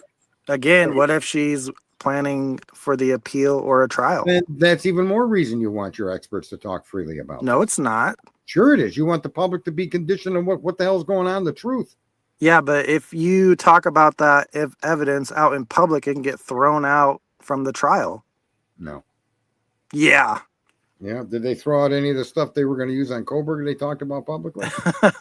No, but I mean, that's part of the problem because the judges were corrupt as shit. No, I don't think that that's accurate. I think that if the defense look at the Karen Reed case, what were they doing the whole time? Telling you about the crooked cops, how they lied, how they framed me? No, you're mistaken there, Tris. Yeah, but they didn't give specifics of the evidence. Yeah, they were telling you the taillight was staged, that wasn't broke, that they set her up. Sure they did. What are you talking about after the first trial? No, even during the trial, even during the first trial, before it, that case gagged? I think I not, don't know. right? I didn't think follow not. it like super closely. Yeah, he's autistic, but so am I. I have Asperger's, and you might even want to classify me in the like as an example. I can relate to some of the things people have accused him of. If I have a shared interest, a shared interest with anybody, man or woman, I can have a conversation. However, when that's run its course, I'm left fumbling to what to talk about next. You might even see me do it through this stream. I get kind of caught up on where to go with it because it's either played out and I don't know. So some of his disorders they're just not that unfamiliar to me. And I had, I've dated a lot of women.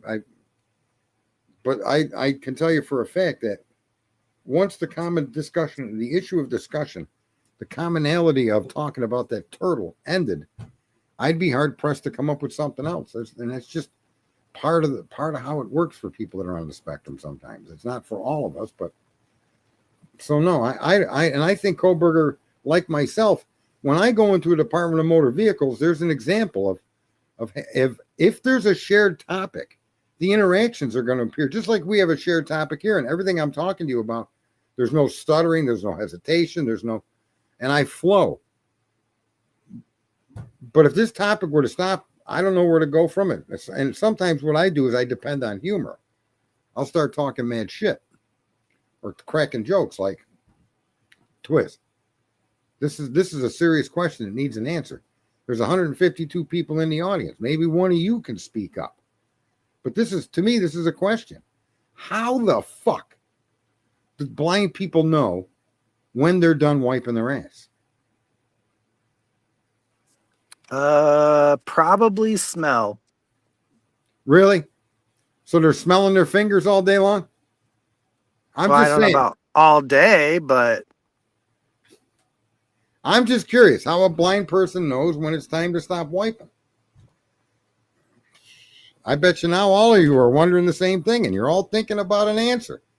No answer. The thing is, when you lose a sense, your other senses get stronger typically. Right. Their sense of smell probably gets way better. I'm sure, yeah. That means the room they're in must stink 10 times more for them than it does you and me. Therefore, a finger check may not work. People say wet wipes. There's got to be an answer to this question. There's got to be a solution. Maybe they use one of those things that spray your ass down. What do you call them things? Bidet.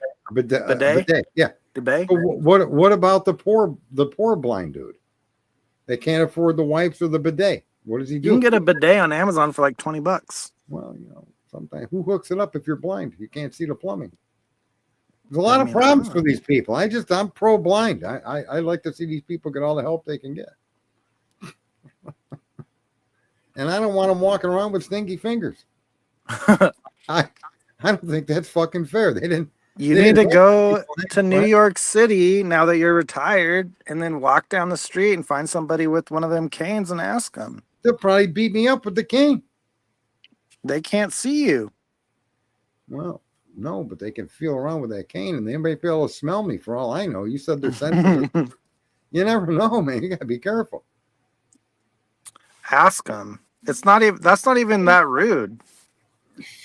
Just be like, hey, you know what you do? Be like on Twitter today, even though they wouldn't really use Twitter. most likely. Somebody asked, "How do blind people know when they're done wiping?" And I just saw you walking with the cane. I'm curious, you know. Blind people, we're curious. How do blind people know when it's time? Yeah, yeah, yeah. I don't even know. Do you want to know why a chicken doesn't need a condom? Because it's across the road. No, because his pecker's on his face. I don't really know how that means he doesn't need a condom. Well, you know. All right. Well, Maybe he just needs a big one or something. go back to June 23rd, 2022. They refused to produce Brian's BC. The time in advance does not support the state. What is that, Luce? Where did you find that?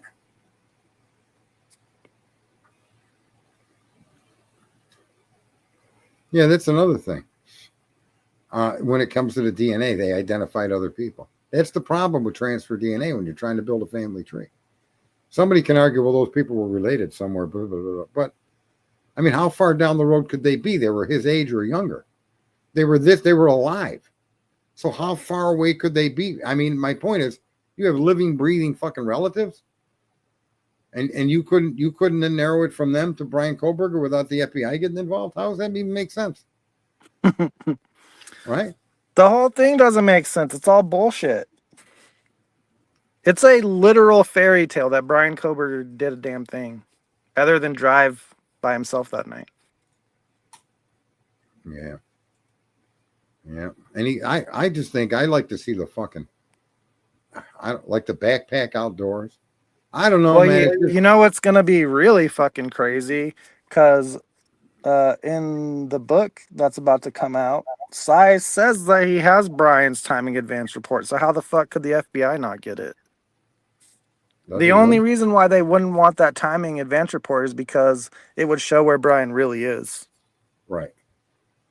Well, or it would show him in a vicinity of a tower that no way could connect to the Moscow area. Well, Right. yeah. Right. And that's all it would need. He wouldn't have to say, well, look, he was on this park bench. But he connected to a tower at that time that was just too far away for him to be at two places at once. It's all fucked up. Yep. That's why he was 30 miles away.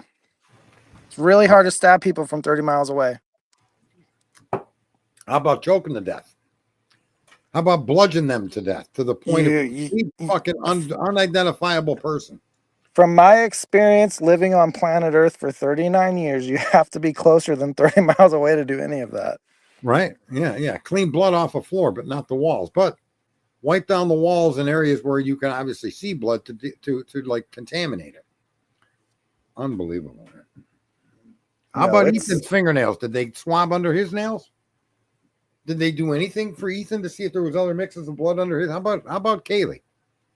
How about fucking Zana that fought back like according to what this book guy is saying? you know what? I'm actually kind of thinking that they didn't do it with Ethan. Otherwise, they would have known there was fucking hair in his hand. Well, they had pictures and they recorded finding hair. They called it debris. But the FBI, according to this guy, checked it out. All right, hold the floor for a second. I got to go turn the hose off because I've been filling my pool all day. So give me a minute. Okay. You have the clean floor. Don't fuck it up. I'm going to get it real dirty.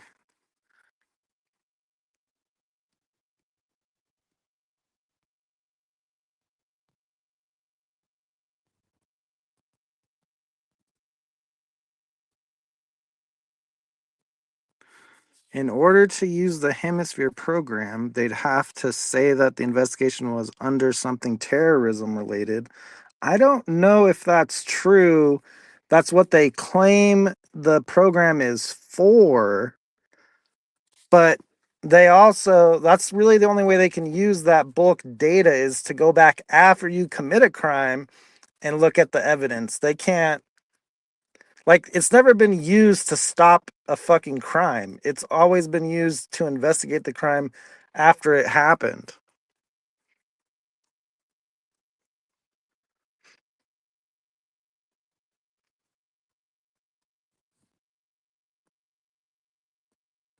But it is a joke that they couldn't get that timing advance report, especially if Cy got it. Because I'd be like, yo, it's in my hand, and they couldn't give it to you. What the fuck?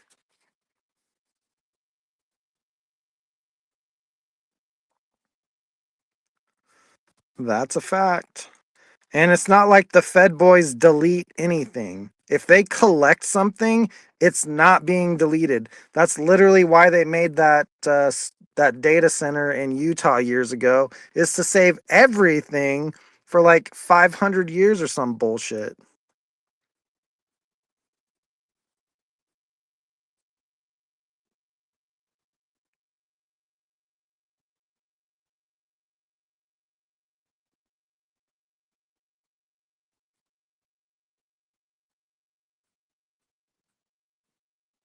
If you say the president of U of I, Lucy, if that's goddamn Scott Coomer Green or whatever the fuck his fucking head or that fuckhead's name is.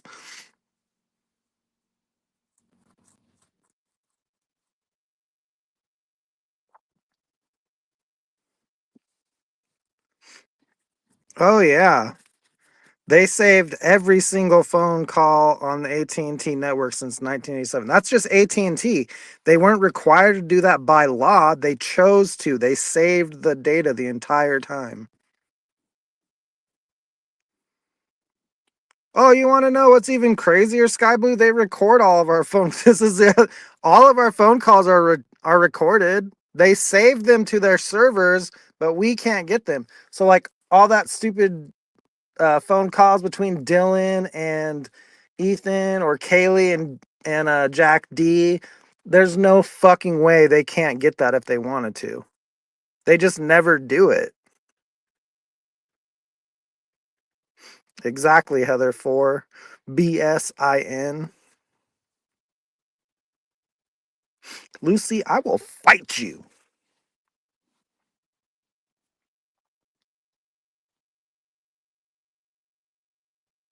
Does Cyray really believe Brian Koberger is guilty? That's a tough one. I think in his book, what he's arguing is that at a different time, he could have done it, but at the reported time of the crime, he couldn't have done it. But does that mean that Cy thinks that Brian did do it? I don't know.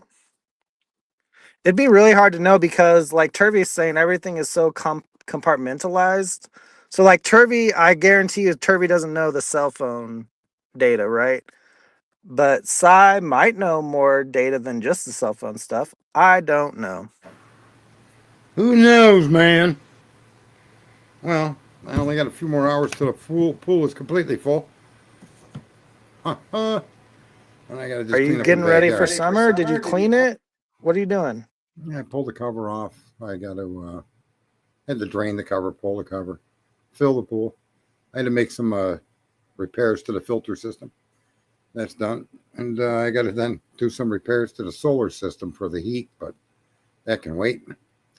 What else? And I just got to rake up the my backyard is covered in pea gravel, no grass. I got some, get the leaf blower out and blow the leaves that came down from the neighbor's trees and blow them the hell out of here. Yeah. You gotta weed it? I spray it with Roundup. Nice. Love it. Yeah. All right. Well, listen, this has been going a long time.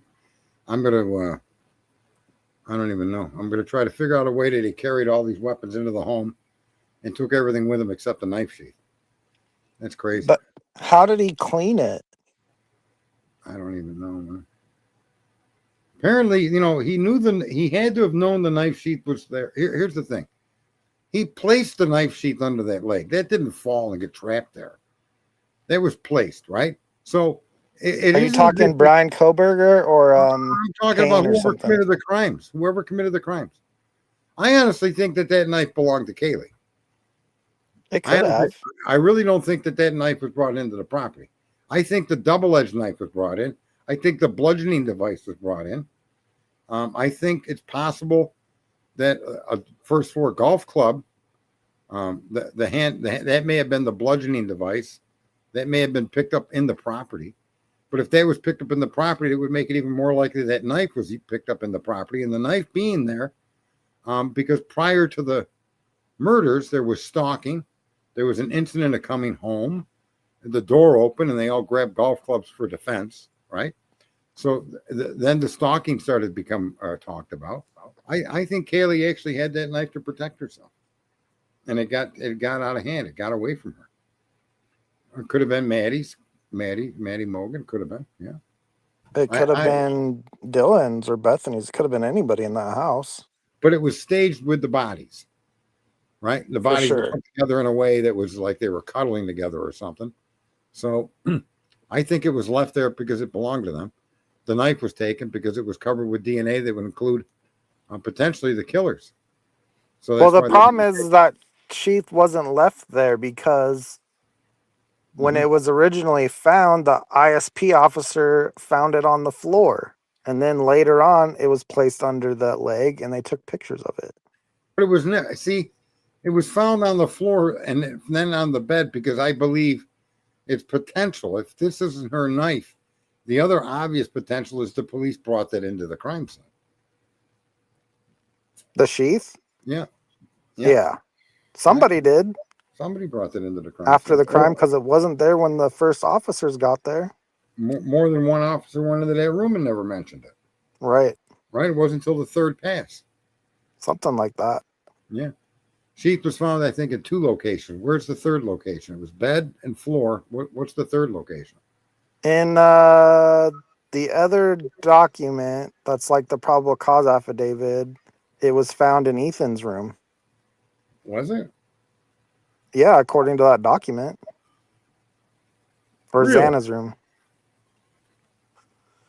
I forget the name. Outside. Lucy will know. I forget what the name is off the top of my head. Where's Lucy? Did she leave?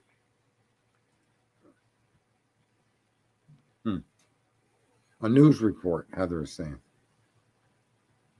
Okay. Yeah, well, all right. Well, I'm going to call it a night. Twiz, you took a long time to get your ass up here, so. Well, next time, message me before you go live, and then I'll know. Oh, but you were in here early on.